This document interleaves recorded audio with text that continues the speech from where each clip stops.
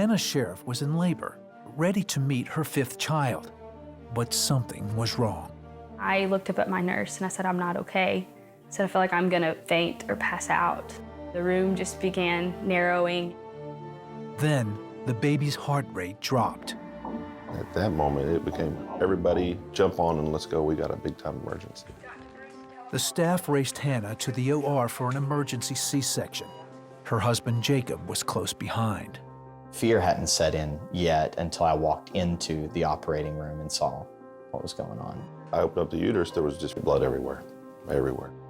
And then I see him come out, and he doesn't look like, I mean, he's dead. Limp, no heart rate, nothing. Immediately, the team started CPR on the baby, a boy the couple had named Urias. Everything within me wanted to reach up, go hold him, and tell him everything was gonna be okay. I got laser focused on just prayer.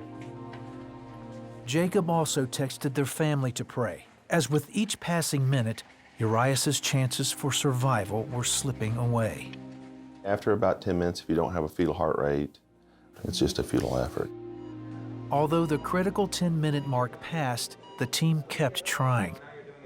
Finally, they got a pulse, but the baby had now been without oxygen or blood flow for 20 minutes. It was just this, almost this squaring away with, okay, God, where are we? Where are you? Unable to breathe on his own, Urias was intubated and prepped to be life-flighted to a hospital in Plano, Texas, 80 miles away. Hannah would have to stay behind to heal from her surgery and loss of blood. She said, you go with him. You need to be with him. By the time Urias arrived at Texas Health Presbyterian, he had started having seizures. Neonatologist Dr. Eduardo Perez explains Hannah had suffered a placental abruption. He was born in dire straits, severely compromised because of the premature detachment of the placenta. Placed in NICU, Urias was diagnosed with hypoxic ischemic encephalopathy, brain damage caused by a lack of oxygen and blood. He had the severe form, the one that we consider that is at high risk of having long-term delays in terms of development. He most likely is going to have cerebral palsy. You could probably expect seizures most of his life. He may never be able to feed himself. He may never be able to walk. He may never be able to talk. The best doctors could do was put him on a 72-hour cooling treatment to lower his body temperature to try to minimize the damage. Even then, there was little hope. 40% they don't make it because, you know, it's so severe and so devastating. It's just one punch after another. I can't control anything, but I can trust God. I don't feel it like some emotional thing. It was a determination and a commitment. I'm gonna trust God. On duty that night was nurse Latricia Bell. A monitor told her the baby was still having seizures despite medications. Then, later that night, Urias opened his eyes. He had been laying so still, and for him to open up his eyes, looking around, this was a big deal. Quickly, she went to get Jacob. Seeing Urias's eyes for the first time, Jacob pleaded with God to heal his son. It's like I could hear their voices again, what they're saying about him. And I just remembered, don't be afraid, believe only.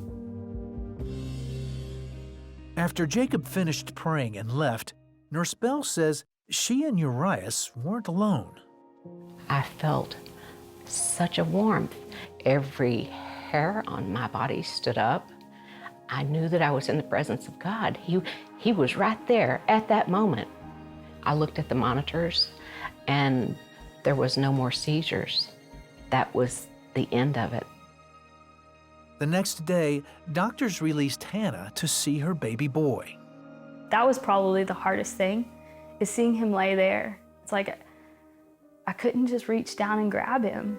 And I felt like all control was just ripped out from underneath me.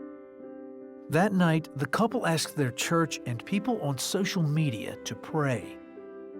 If you're gonna pray, pray this. If God's word says we speak and we believe, then I'm gonna speak and I'm gonna believe. Over the next few days, Urias showed more signs of improvement, his EEG showing normal brain activity. By day 6, he was breathing on his own. That was extremely reassuring. So that's a happy surprise. Finally, Hannah held Urias for the first time. He was 1 week old. All the emotions probably hit me the most in that moment because it's all I wanted, just to have him close and to tell him, like, we're gonna get through this. We've made it this far, Urias. Here he is. At 3 weeks old, Urias was cleared to go home. Over the next year, he hit all his developmental milestones.